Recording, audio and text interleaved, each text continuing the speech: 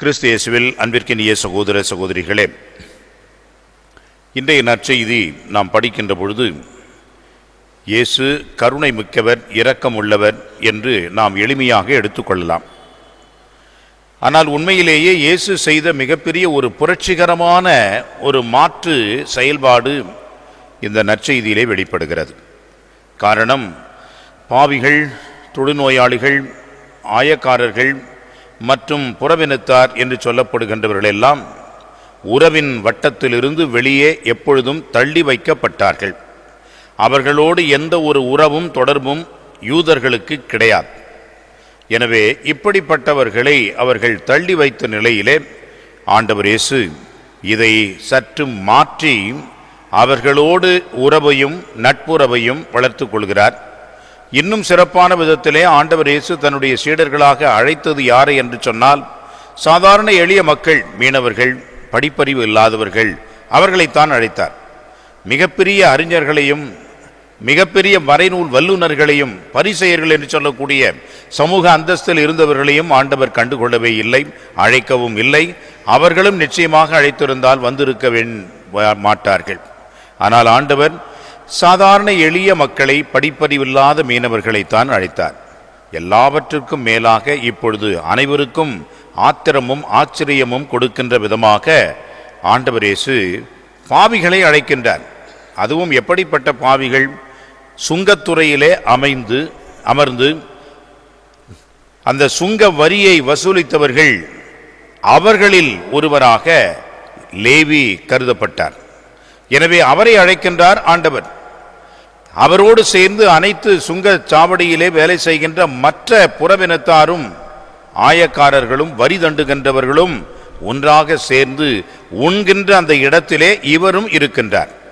அன்புக்குரியவர்களே, உண்பது என்பது அவர்களோடு இருக்கின்ற நட்புறவை காண்பிப்பது.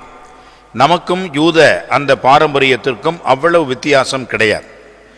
இன்றைக்கு நமக்கு ஆகாதவர்கள் என்று தள்ளி வைக்கின்றவர்களுக்கு கூட ஒரு சில நேரங்களுக்கு பத்திரிகை கொடுப்போம், அவர்களை அழைப்போம் நம்முடைய வீட்டு விசேஷங்களுக்கு. ஆனால் அவர்கள் வருவார்கள், வந்து வைக்க வேண்டிய வரிசையை செய்து விடுவார்கள். ஆனால் கை நனைக்க மாட்டார்கள். காரணம், உணவு உண்பது என்பது உறவை காட்டுகிறது. எனக்கும் உனக்கும் எந்த உறவும் இல்லை. நீ எனக்கு 5000 ரூபாய் மொய் வைத்திருக்கின்றாய், திரும்பவும் அந்த 5000 ரூபாய் வைப்பதற்காகத்தான் நீனும் அழைப்பை கொடுத்தாய், நானும் வந்திருக்கின்றேன். முடிஞ்சு போச்சு கணக்கு, கான்ட்ராக்ட், அவ்வளோதான். எந்த விதமான உறவும் தொடர்பும் இல்லை என்பதை நாம் எப்படி வர்மம் வைராக்கியம் வைத்து செய்கின்றோமோ அதே போன்றுதான் அவர்களும். உண்பது என்பதற்கு அவர்கள் தங்களுடைய உறவுகளையும் சொந்தங்களையும் குடும்பத்தையும் தான் அவர்கள் தேடுவார்களை ஒழிய பிற இனத்தார்களை நிச்சயமாக அவர்களோடு அருந்துவது, அவர்களோடு இருப்பது, அமர்வது என்பது மிகப்பெரிய ஒரு துர்மாதிரிகை. ஆனால் ஆண்டவர் இயேசு போதகர் என்று சொல்கின்றார். இவர் எப்படி அவர்களோடு அமர்ந்து உண்ண முடியும்? அதுவும் ஆயக்காரர். அந்த வரி தண்டுபவர்கள் மிகப்பெரிய ஒரு பாவிகளாகவே கருதப்பட்டார்கள் சமூகத்திலே. காரணம் என்ன? அன்புக்குரியவர்களே, எதிரிகள் என்று இருக்கின்றார்கள், துரோகிகள் என்று இருக்கின்றார்கள். துரோகிகள் என்பவர்கள் எதிரிகளை விட மோசமானவர்கள். எதிரி என்று சொல்லக்கூடியவன் எதிர் நின்று நமக்கு எதிராக பேசக்கூடியவன், மாறாக முரணாக செய்யக்கூடியவன். ஆனால் துரோகி என்று சொல்லக்கூடியவன் நமக்கு பின்புறமாக இருந்து நம்முடைய முதுகிலே குத்துகின்றவன். இந்த ஆயக்காரர்கள் துரோகி என்ற நிலையில் தான் இருந்தார்கள். ரோமையர்கள், ஆட்சியாளர்கள், அவர்களெல்லாம் இவர்களுக்கு எதிரிகளாகத்தான் இருந்தார்கள். ஆனால் இந்த ஆயக்காரன் வரி தண்டுகின்றவர்களெல்லாம் துரோகிகளாக இருந்தார்கள். அப்படி என்றால் காட்டி கொடுக்கின்றவர்களாக இருந்தார்கள். இவர்களும் யூதர்கள் தான். ஆனால் ரோமையருடைய ஆட்சிக்கு உட்பட்ட அடிமைகளாக மாறி அவர்கள் சார்பாக தன்னுடைய சொந்த இனத்துக்கு எதிர்ப்பாக இருந்தவர்கள், தங்களுடைய சொந்த இனத்திற்கு எதிராக மாறாக அவரிடமிருந்து வரியை வசூலித்து ரோமையர்களுக்கு கொடுத்தவர்கள். அவ்வாறு வசூலிக்கின்ற ஒரு முறைக்கு 2 முறையாக வசூலித்து தங்களுடைய பைகளை நிரப்பிக்கொண்டு மீதி இருப்பதை ரோமையர்களுக்கு கப்பம் கட்டி வந்தார்கள், வரி செலுத்தி வந்தார்கள். எனவே இவர்கள் திருடர்கள், காட்டி கொடுத்தவர்கள், முரண்பாடு கொண்ட முதுகில் குத்துகின்ற அப்படிப்பட்ட இவர்கள் எப்படி சமுதாயத்திலே நல்ல ஒரு அந்தஸ்தை அடைந்திருப்பார்கள் நினைத்து பாருங்கள்.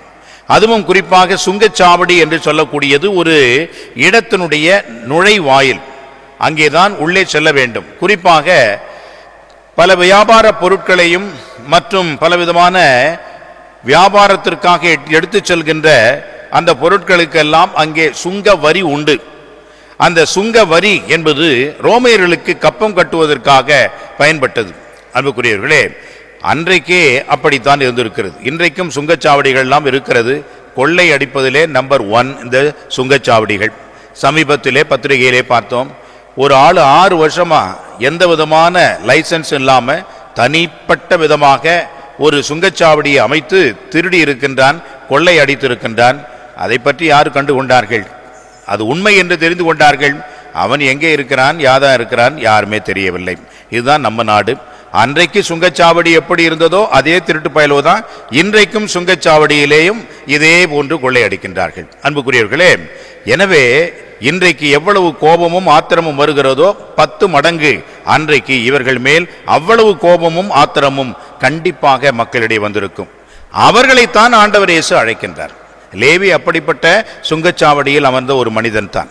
அப்படிப்பட்டவரை ஆண்டவர் அழைக்கின்றார் என்று சொன்னால் ஆண்டவருடைய பார்வை எப்படி இருக்கிறது?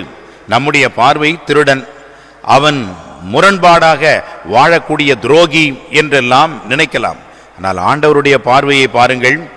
அவர் எப்படி இரக்கமுள்ளவராக இருக்கின்றார், அந்த மனிதனை எப்படி அவர் மாற்ற முடியும், தனக்கு சீடராக ஆக்க முடியும், ஒரு நற்செய்தியாளராக மாற்ற முடியும் என்று ஆண்டவருடைய பார்வை அங்கே இருந்தது. அந்த பார்வையிலே இரக்கத்தின் அடிப்படையிலே அந்த மனிதன் ஆண்டவரை பின்பற்றுகின்றான், சீடனாக மாறுகின்றான். அன்புக்குரியவர்களே, நம்முடைய பார்வை மாற்றம் என்பது அவசியம். நம்முடைய அந்த உள்ளத்தினுடைய ஆழத்திலே இருக்கக்கூடிய சுரக்கக்கூடிய இரக்கம் என்பது அவசியம். இது இருந்தால் எப்படிப்பட்ட கயவனாக இருந்தாலும் எப்படிப்பட்டவனாக இருந்தாலும் அவனையும் மாற்றக்கூடிய, கல்லையும் கரைய செய்யக்கூடிய இறைவனுடைய இரக்கம் இருக்கிறது என்பதுதான் நமக்கு பாடமாக ஆண்டவர் காட்டுகின்றார். எனவே இரக்கத்தையும் அன்பையும் மற்றவர்களிடம் காட்டும் பொழுது அது மிகுந்த பலனளிக்கும், மிகுந்த நமக்கு கைமாறு கிடைக்கும், நம்முடைய வாழ்விலே மாற்றம் பெறும் என்பதை உணர்ந்து திருப்பலியிலே இந்த அருளுக்காக மன்றாடுவோம். ஆமென்.